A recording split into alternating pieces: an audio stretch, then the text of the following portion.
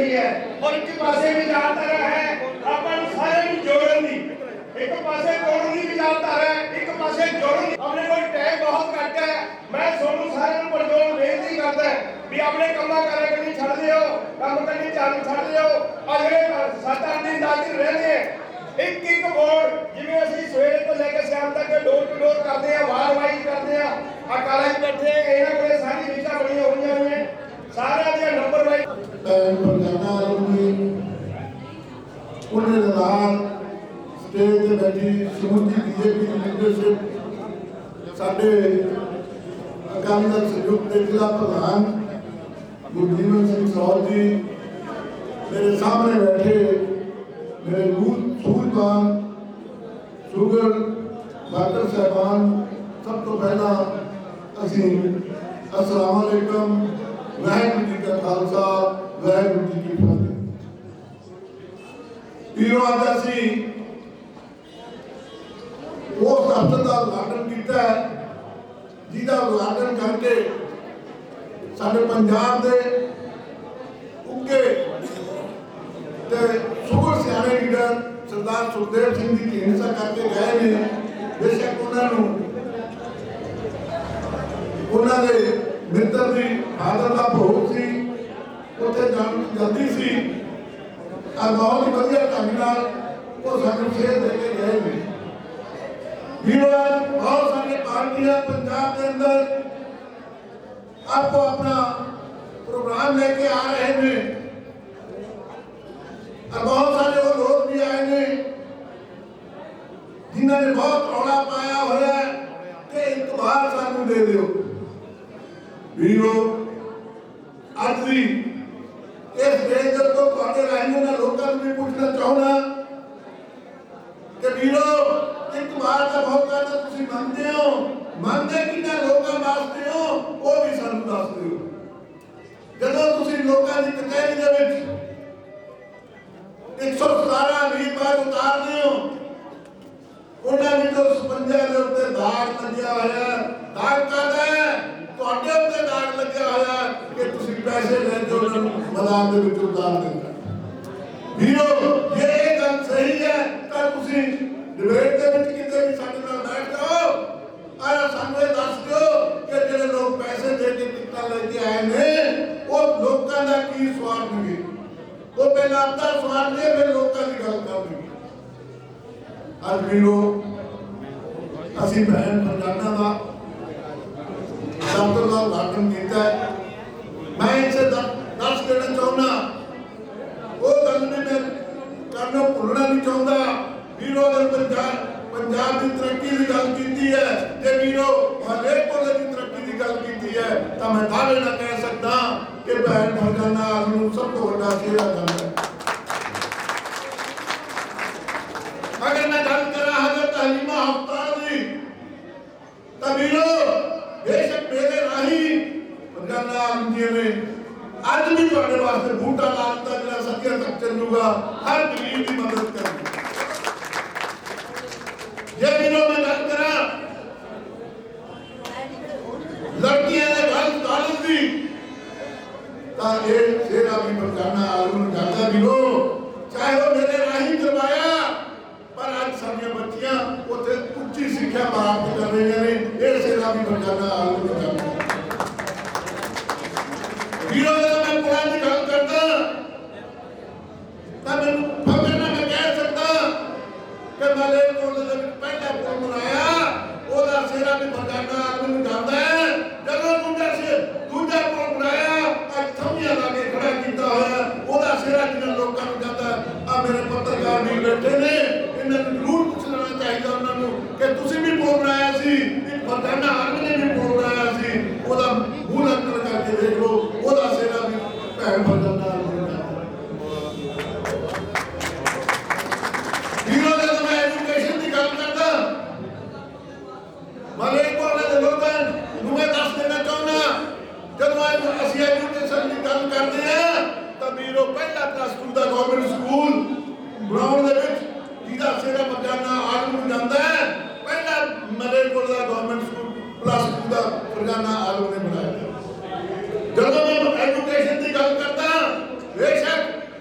ਵਕਤ ਬੋਰਡ ਦੇ ਸਕੂਲਾਂ ਦੀ ਗੱਲ ਕਰਾਂ ਤਾਂ ਬਿੰਜੋ ਕੀਆ ਪਲੱਸ ਉਹਦਾ ਸਕੂਲ ਰੀੜੇ ਦਾ ਹਾਈ ਸਕੂਲ ਮਲੇਰਕੋਟਲੇ ਦੇ ਕਿੰਨੇ ਇਸਲਾਮੀ ਸਕੂਲ ਜਿਨ੍ਹਾਂ ਦੀ ਦਸ਼ਾ ਸੁਧਾਰਨ ਦੇ ਵਿੱਚ ਸਭ ਤੋਂ ਵੱਡਾ ਰੋਲ ਮੈਡਮ ਫਰਜ਼ਾਨਾ ਹੁੰਦਾ ਰਿਹਾ।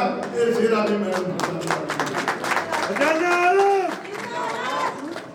ਜਦੋਂ ਵੀ ਉਹ ਮੈਂ ਗੱਲ ਕਰਦਾ ਡਿਵੈਲਪਮੈਂਟ ਦੀ ਮਲੇਰਕੋਟਲੇ ਦੇ ਗਲੀਆਂ ਦੀ ਅੱਜ ਦੀ ਹਾਲਾਤ ਦੇਖ ਲਓ 5 ਸਾਲ ਪਹਿਲਾਂ ਦੇ ਹਾਲਾਤ ਦੇਖ ਲਓ ਵੀਰੋ ਕਿਸੇ ਗਲੀ ਦੇ ਵਿੱਚ ਵੜਨ ਨੂੰ ਜਗ੍ਹਾ ਨਹੀਂ ਹਰ ਸੜਕ ਪੱਟੀ ਹੋਈ ਹੈ ਵੀਰੋ। ਉਹ ਸਮਾਂ ਨਹੀਂ ਸੀ ਜਦੋਂ ਮਲੇਰਕੋਟਲੇ ਦੀਆਂ ਸੜਕਾਂ ਸਾਰੇ ਪੰਜਾਬ ਦੇ ਵਾਸੀਆਂ ਗਿਣੀਆਂ ਜਾਂਦੀਆਂ ਸਨ। ਉਹ ਸਿਹਰਾ ਵੀ ਫਰਜ਼ਾਨਾ ਹਲੂਨ ਕਰਦਾ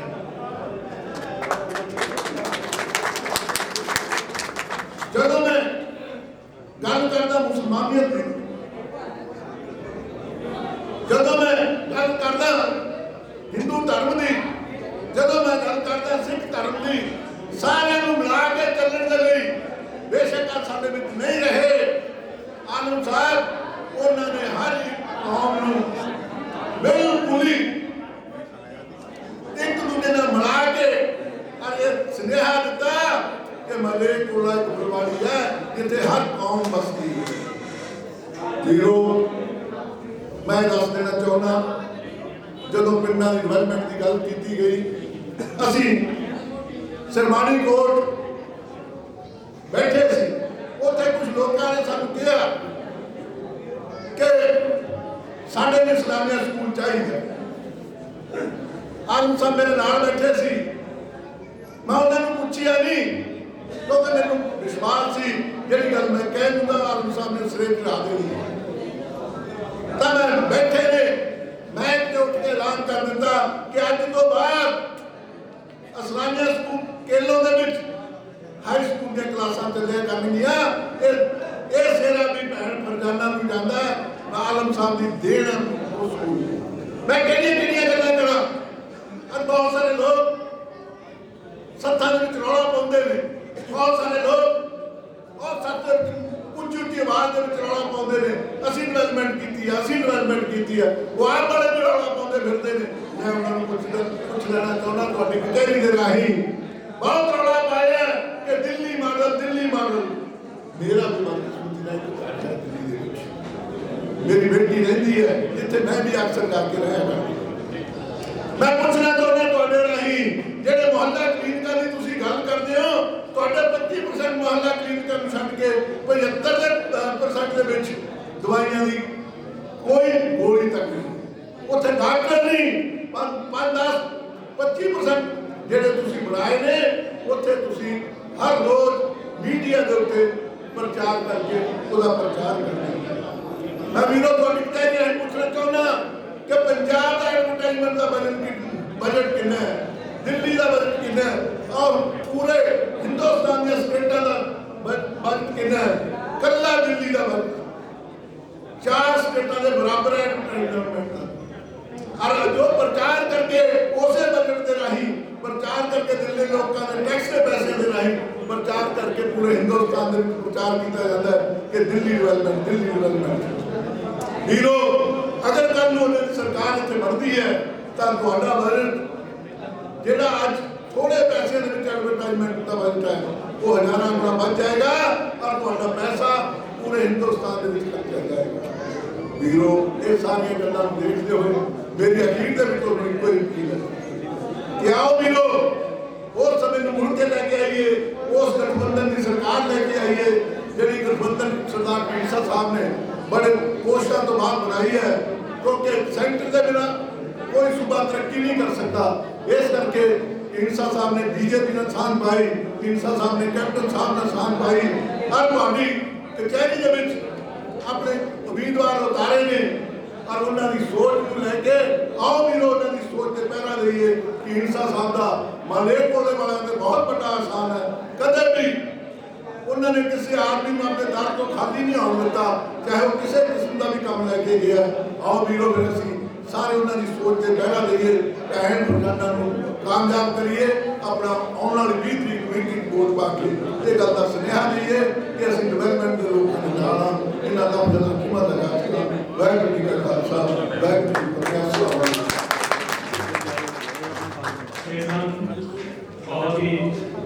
सीनियर नेता हाजी खैर मलिक साहब, मैं आप मदहोश जी को बेनती करना कि वो अपने शुक्रिया के अल्फाज इस्तेमाल करना। मदहोश जी सत्कारयोग जी सभी की घाट है। सिर्फ मैं एक ही गल करनी है कि असं विकास और तरक्की वाल वोट पानी है।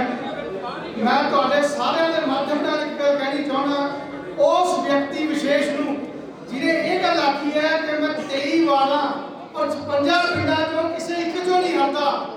मैं उसने बराबर सियासत शुरू की है। 5 इलेक्शन MC ਦੇ लड़े ने, 3 जीते हैं, 2 हारे हैं, अज भी मौजूदा MC हैं और 5 मेरे इलेक्शन उस व्यक्ति विशेष ने मेरी रच के मुखालफत की है। और मैं दावा करता कि मेरा वार्ड नंबर 19 है। अगर वो मेरे वार्ड तो जीत से मैं उसे दिन सियासत छाड़ दूंगा और किसी की कोर्ट मेरे वार्ड नंबर 19 को वंचित नहीं करती देंगे। सामने कोई शेर है, कोई गल कहूंगा, है किसकी मजाल जो लाए हमारी परवाज में कुताई, है किसकी मजाल जो लाए हमारी परवाज में कुताई, हम परों से नहीं हौसलों से उड़ा करते हैं। और जज्बाती ख्यालात पेश कीते जनाब मदहोश ने, जेड़े अपने आप को बहुत ऊंचा चकते हैं लेकिन हैं कुछ नहीं। उन्होंने नजर एक शेर है, खुद को बिखरते देखते हैं कुछ कर नहीं पाते, खुद को बिखरते देखते हैं कुछ कर नहीं पाते हैं, फिर भी लोग खुदाओं जैसी बातें करते हैं। ये उन्होंने मदहोश जी ने भी मुंह तोड़ जवाब दिता है और इंशाअल्लाह आने वाली 20 तरीक को तुसी भी उन्होंने लोगों को मुंह तोड़ जवाब देना है और हाकी और बाल के निशान के ऊपर बटन दबा के इन्होंने कामयाबी दिलानी है। और 10 तारीख को एक कामयाबी आलम हाउस की पूरे मलेरकोटले की है। मलेरकोटले का विकास चाहते हो तो हाकी और बाल को 20 तरीक को जरूर याद रखना है। इन्होंने जिता के असैम्बली के भेजने, असैम्बली जाके इन्होंने मलेरकोटले वास्ते पूरे तरक्की के काम करने। मैं सरदार सुखदेव सिंह ढींडसा, सरदार सुखदेव सिंह ढींडसा, मैडम फरजाना आलम, मैडम फरजाना आलम, बहुत बहुत शुक्रिया। मैं क्योंकि बुलारे बहुत हैं, जे कोई बुलारा रह जाए तो मैं बेनती करता हूं श्री गर्ग जी मंडल प्रधान भी तशरीफ लाए, उन्होंने जी आया आपने। काबिल एहतराम संयुक्त अकाली दल के प्रधान सरदार सुखदेव सिंह जी ढींडसा साहब, गठबंधन के सारे ही सत्कार योग ओहदेदार जिम्मेदार साहिबान, सारे ही मौजूद वर्कर साहिबान, अस्सलाम वालेकुम। वाहिगुरु जी का खालसा, श्री वाहिगुरु जी की फतेह, नमस्कार। हम सब की तरफ से ढींडसा साहब का हार्दिक स्वागत है। हम सब उनका इस्तकबाल करते हैं, वेलकम करते हैं और तहे दिल से उनका शुक्रिया अदा करते हैं कि उनके यहाँ आने से मेरा हौसला दोगुना हो गया है। सरदार सुखदेव सिंह जी ढींडसा साहब, मैं जो आज इलेक्शन में खड़ी हूँ इसका सेहरा आप ही के सर जाता है। आप ही मुझे पॉलिटिक्स में लेकर के आए, फिर श्रोमणी अकाली दल का आपने टिकट दिलाया, फिर पूरा सपोर्ट किया और कामयाब भी कराया। उसके बाद आपने मुझे चीफ पार्लियामानी सेक्रेटरी बनवाया, वक्फ बोर्ड का चेयरमैन बनाया, हज कमेटी का चेयरमैन बनाया। इसके लिए हम आपके बहुत ही आभारी हैं। सरदार सुखदेव सिंह जी ढींडसा साहब, आप जब भी कभी यहाँ आते हैं हमारा हौसला बढ़ाते हैं और मलेरकोटला के लिए तो आप एक परिवार की तरह हैं, परिवार के मेंबर की तरह हैं। मैं बहुत थोड़ी सी बात करूंगी क्योंकि सर ने जल्दी जाना है। मेरी तमाम जो वर्कर साहिबान हैं उनसे ये गुजारिश है कि इलेक्शन का जो वक्त है, जो समय है, वो बहुत ही कम रह गया है। और आज से इलेक्शन की पूरी जिम्मेदारी आप लोगों के ऊपर है। आपने पूरी जिम्मेदारी के साथ, समझदारी के साथ, वलवले के साथ, पूरे जोश और खरोश के साथ, हिकमत अमली के साथ, बहुत अच्छी तरह से हिकमत अमली के साथ, बहुत अच्छी रणनीति के साथ ये इलेक्शन आपने लड़ना है। आपने ये नहीं देखना कि हवा का रुख किस तरफ है। आप वो योद्धा हैं जिन्होंने तूफान का मुकाबला किया है, तो हवाओं का रुख बदलना तो आपके बाएं हाथ का खेल है। आपने बिल्कुल भी किसी भी तरह से हौसला नहीं हारना है। इंशाल्लाह जीत आपकी ही है, कामयाब आप ही होंगे। आप देख लीजिएगा, एक दिन वो आएगा कि आप ही कामयाब होंगे, चाहे किसी भी तरह हवा का रुख। मैं आप सबका यहाँ पहुँचने पर तहे दिल से शुक्रिया अदा करती हूँ। बहुत बहुत शुक्रिया आप सबका। अस्सलाम वालेकुम। साढ़े उम्मीदवार मैडम फरजाना जी, क्योंकि समय की कमी होने करके साढ़े बुजुर्ग लीडर जिहड़े हैं वो सानू इन्ना वक्त नहीं दे सकते। मैं उन्होंने बुलाने तो पहला उन्होंने नजर शेयर करना। पहली तरजीह मेरी तू है फकत, सब जहां तेरे बाद आता है। सरदार सुखदेव सिंह जी ठीक है।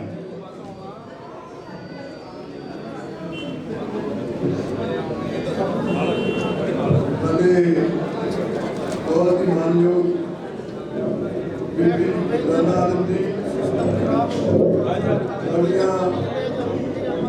पार्टियां बीजेपी, पंजाब लोक कांग्रेस और श्रोमणी अकाली दल संयुक्त के सारे नेता साहबान, मेरे भैनों के वीरों, अज सानू याद होता है आजाद आजम जी, जिन्होंने थोड़े हरेक काम अपना दादा मेरे को आना, मेरे शहर के हूँ भी आह काम की जरूरत है, मेरे इस बंदे की जरूरत है। उन्होंने कदे अपने काम नहीं आए जिंदगी, हमेशा मलेरकोट लेते या मलेरकोट लेते। इस तरह बीबी फरजाना जी जो की बात सेक्रेटरी बने, मैंने खुद सरदार प्रकाश सिंह बादल ने कहा कि जिन्ने अच्छे ये मैं नहीं कोई देखा कि इतनी सूझवान इन्ने अच्छे तजर्बे वाली औरत कोई हो गए। तो यो परिवार नाल अज मैंने खुशी है कि उन्होंने दफ्तर के उद्घाटन में तुम बहुत बड़ी तादाद में आए हो। मैं थोड़ी एक गल जी पंजाब खास करके लोगों का यह कहना, खास करके किसान वीरों का, मेरे नाल भी कई बार हुई कि जो किसानी ने जंग लड़ी तो असी पूरी उन्होंने मदद की थी। सब तो पहला मैं प्रधानमंत्री जी को चिट्ठी लिखी भी इन्हों का आ जो 3 कानून ने ऑर्डीनेंस किए ने ये किसानी के खिलाफ ने वापस करो। फिर इन्होंने कहा जी जिन्हें अवार्ड मिलते हो वापस करो।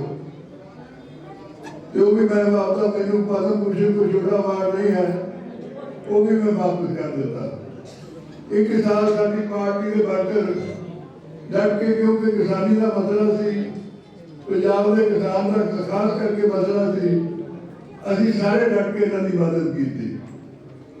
तो जो का वापस हो गए, जिथे मैं प्रधानमंत्री जी का धन्यवाद किया उत्थे इन्होंने बधाई दी कि तुहाडी भाई एकता ने बहुत बड़ी जित बरामद करके दी है।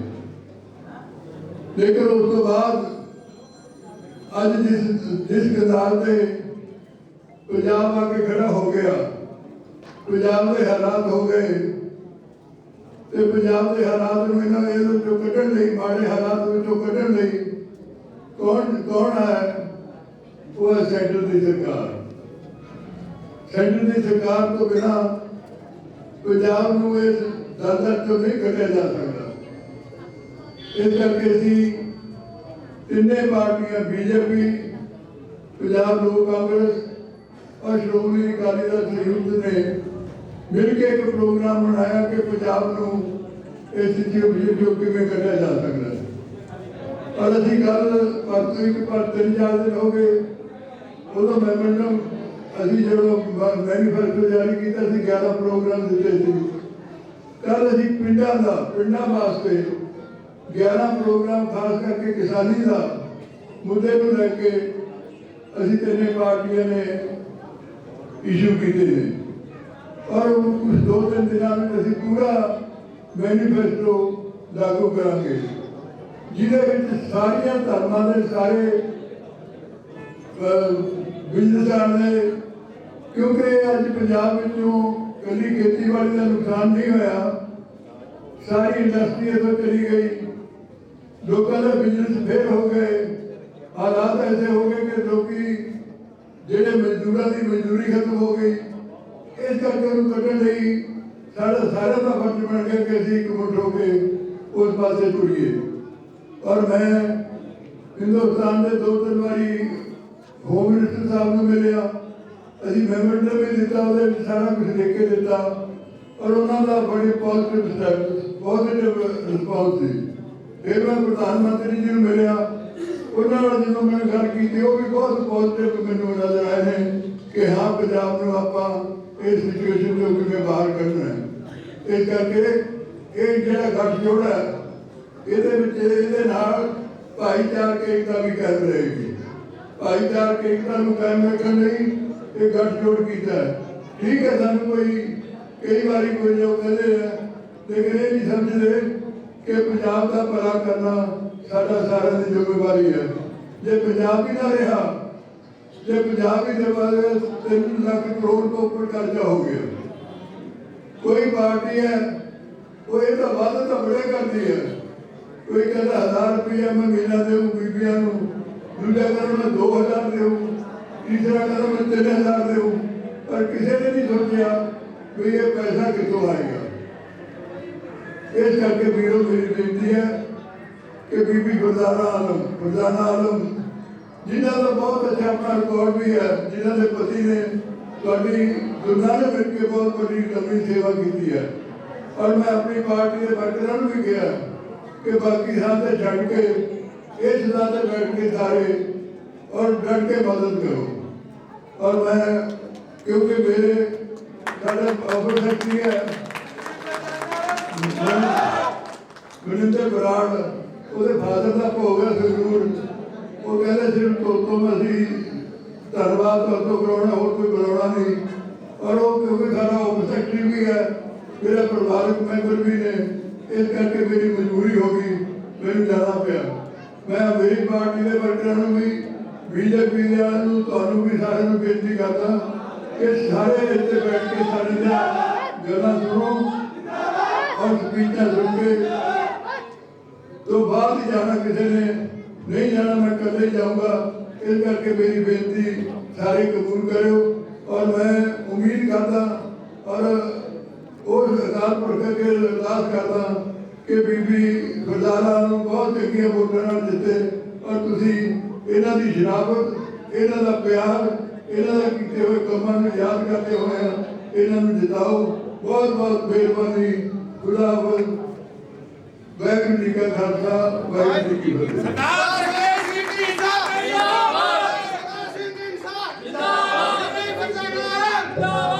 संयुक्त अकाली दल के प्रधान जनाब सुखदेव सिंह ढींसा साहब उद्घाटन के लिए इस दफ्तर का ਕੀ ਮਤਲਬ ਕਿ ਤੁਸੀਂ ਜਿਹੜੀ ਚੋਣ ਹੈ ਕਿਹਨਾਂ ਮੁੱਦਿਆਂ ਨੂੰ ਲੈ ਕੇ ਲੜ ਰਹੇ ਹੋ? देखिए मुद्दे तो बहुत सारे हैं। हमारे कैप्टन साहब हैं, वो आएंगे 2-4 दिन में उनकी विजिट है, वो अपने आप ही आकर के सारा कुछ बताएंगे कि किन मुद्दों पर लड़ना है। जो मैं खुद अपने मलेरकोटला के लिए चाह रही हूँ वो ये है कि हमारा जो शहर है मलेरकोटला में जो म्यूनसिपलिटी है उसको कॉरपोरेशन में बदला जाए। और इसी तरह की बहुत सारी चीज़ें हैं, जैसे बाईपास बनाना है, बहुत सारी जो जिससे विकास हो सके हमारे शहर का। ਜਿਵੇਂ ਤੁਹਾਡਾ ਬੀਜੇਪੀ ਨਾਲ ਸਮਝੌਤਾ ਹੈ, ਕਿਸਾਨਾਂ ਦਾ ਸੰਘਰਸ਼ ਚੱਲਿਆ ਉੱਥੇ 1 ਸਾਲ, ਉਹਦਾ ਕੋਈ ਅਸਰ ਹੋਊਗਾ? किसानों का संघर्ष बेशक चला है, लेकिन किसानों की सारी मांगें पूरी भी हुई हैं।